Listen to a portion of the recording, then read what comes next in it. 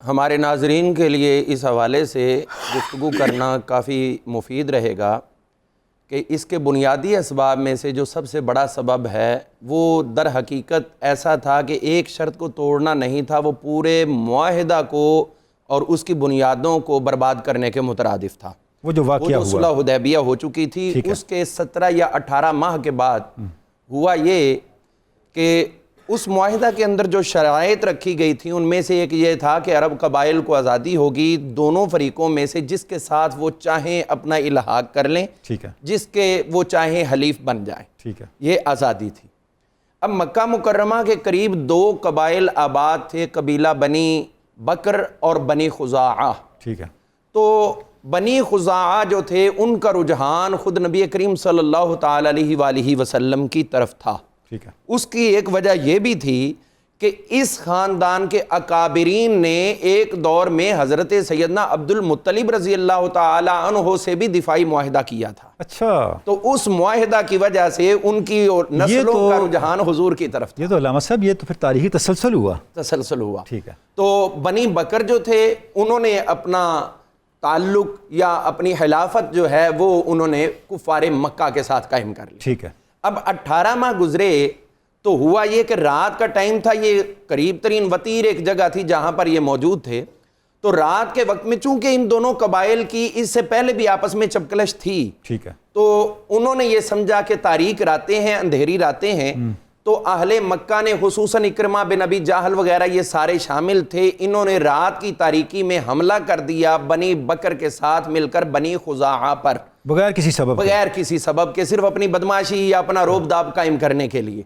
تو اب ادھر بنی خزاعہ جو تھے وہ تو راتوں کو بے فکر ہو کر سوئے ہوئے تھے کہ ہمارا تو اتنا بڑا 10 سال کا معاہدہ ہے، اب بے فکری ہے، اب باقی معاملات زندگی جو ہے وہ ہم اس کو روب عمل لائیں اور اپنے امن و سکون کا فائدہ اٹھائیں۔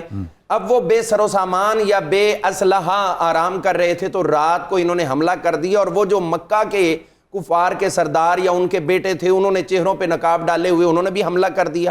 اب یہ خالی ہاتھ یہاں سے اپنے آپ کو بچاتے بھاگتے کئی ان میں سے قتل ہو گئے، اور باقی جو ہے وہ حرم کعبہ کے اندر داخل ہو گئے۔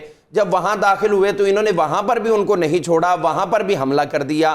اب ادھر انہوں نے اور جب کوئی ذریعہ نہ مدد کا ملا تو وہیں سے انہوں نے حضور صلی اللہ تعالی علیہ وآلہ وسلم کو مدد کے لیے پکارنا شروع کر دیا۔ اللہ اکبر، صحن حرم سے۔ اور حضور کہاں پر جلوہ گر ہیں؟ مدینہ منورہ۔ اور وقت کون سا ہے؟ پچھلی رات کا، اور تاریک راتیں۔ اور یہ روایت المعجم الصغیر کے اندر امام طبرانی نے بیان کی ہے، جلد نمبر 2 میں۔ المعجم الکبیر انہی کی کتاب ہے، اس کی جلد نمبر 24 میں بیان فرمائی ہے۔ یہی چیز دلائل النبوت کے اندر امام بہقی نے بیان کی، سبل الہدا والرشاد اور زرقانی مواہب اللدنیا، یعنی سیرت کی جتنی اتھینٹک کتابیں ہیں یہ موجود ہے کثرت کے ساتھ کتب سیر اور احادیث میں۔ حضور صلی اللہ تعالی علیہ وآلہ وسلم تشریف فرما تھے، اور اس کو بیان کیا حضرت سیدنا امام جعفر صادق رضی اللہ عنہ۔ اور امام جعفر صادق نے یہ کہاں سے بات سنی تھی؟ اپنے ابا جی حضرت سیدنا امام باقر سے، اور انہوں نے کہاں سے سنی تھی؟ حضرت سیدنا امام زین العابدین سے، اور امام زین العابدین نے کہاں سے سنی تھی یہ بات؟ ام المومنین حضرت سیدہ میمونہ سلام اللہ علیہا سے۔ سبحان اللہ۔ تو حضرت میمونہ بیان فرماتی ہیں کہ اس وقت جب کہ نبی کریم علیہ السلام وضو والی جگہ میں وضو فرما رہے تھے نماز تہجد کی ادائیگی کے لیے، تو اندر سے حضور علیہ السلام کی 3 مرتبہ اونچی آواز میں صدا بلند ہوئی، لبیک لبیک لبیک۔ پھر فرمایا نصرتا نصرتا نصرتا۔ تو یہ جملے بول کے سرکار وضو خانہ سے باہر تشریف لائے، تو ام المومنین عرض کرتی حضور ایسے مجھے لگا جیسے کوئی شخص آپ کے پاس موجود ہے جس سے آپ اتنی بڑی گفتگو فرما رہے ہیں۔ تو اگر یہ بات ہمارے ناظرین کے ذہن میں ایک التباس یہاں سے دور ہو جانا چاہیے، کوئی کہتے ہیں کہ وہاں آ کے انہوں نے عرض کیا تھا، نہیں، وضو خانہ تو گھر کے اندر تھا، وہ رات کو گھر کے اندر کیسے داخل ہو گئے؟ اور دوسری بات ہے کہ اگر حضور کے ساتھ ان کی گفتگو ہوتی تو یہ سوال کرنے کی حاجت نہیں تھی کہ ایسا لگتا ہے جیسے آپ کے ساتھ کوئی تھا، وہ تو پھر کلیئر کٹ بات ہوتی نا۔ اور دوسرا علامہ صاحب واقعی اس وقت ہو رہا ہے نا، ہاں جی، اتنی 5-6 سیکنڈ میں 1-2 منٹ میں کیسے پہنچ سکتے ہیں؟ تو اس کا مطلب یہ ہوا کہ جو حضور فرما رہے ہیں نصرتا نصرتا نصرتا، تمہاری مدد ہو گئی، تمہاری مدد ہوگی، تمہاری مدد ہو گئی، اس کا یہ مطلب ہے کہ غلام کہیں پر بھی ہو آقا کو پکارے، ان کو خبر بھی ہوتی ہے اور مددگاری بھی فرماتے ہیں، اور ایسی مددگاری فرماتے ہیں کہ اس کے نتیجے میں پھر مکہ مکرمہ ہی فتح ہوتا ہے۔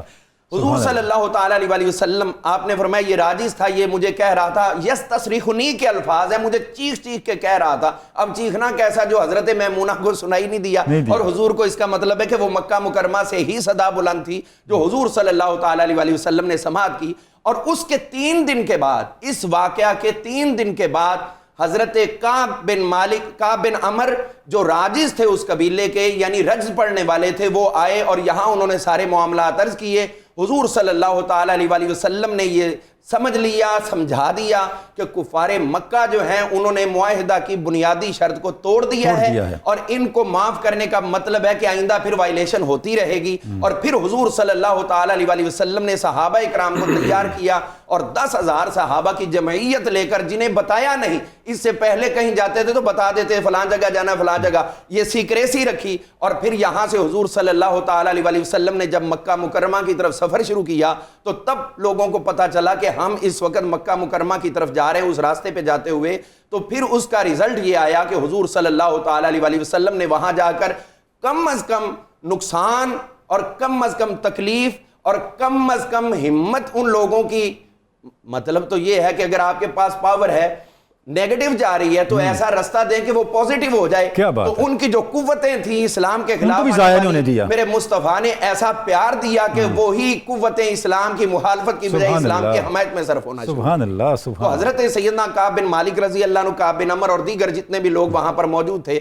ان سب نے حضور صلی اللہ تعالیٰ علیہ وسلم کو ویلکم کیا. ایک تو بنیادی سبب یہ تھا، اور دوسرا اس کے ساتھ ایک اور سبب بھی تھا، وہ یہ تھا کہ اگر وہ اکیلے وائلیشن کرتے تو الگ بات تھی. یہاں کفار مکہ نے براہ راست سپورٹ بھی کیا اور اس کی نہ صرف یہ شرط کو توڑا بلکہ اس کے بعد یہ ہوا کہ جب انہیں خبر ہوئی کہ حضور صلی اللہ تعالیٰ علیہ وسلم کو پتہ چل گیا ہے تو وہ وہاں پر چیخ چیخ کے کہنے لگے کہ جو کرنا کر لو، ہم سارا معاہدہ ختم کر رہے ہیں، ہم یہ کر رہے ہیں. یہ دوسرا پوائنٹ تھا. بجائے ندامت کے الٹا وہ اپنی بہادری دکھانے پہ تل گئے. لیکن یہاں پر یہ بات میں کہنا چاہوں گا کہ حضور صلی اللہ تعالیٰ علیہ وسلم، ایک جملہ یہاں پر عام بولا جاتا ہے کہ یہ کفار مکہ کی بدقسمتی تھی کہ انہوں نے یہ وائلیشن کی.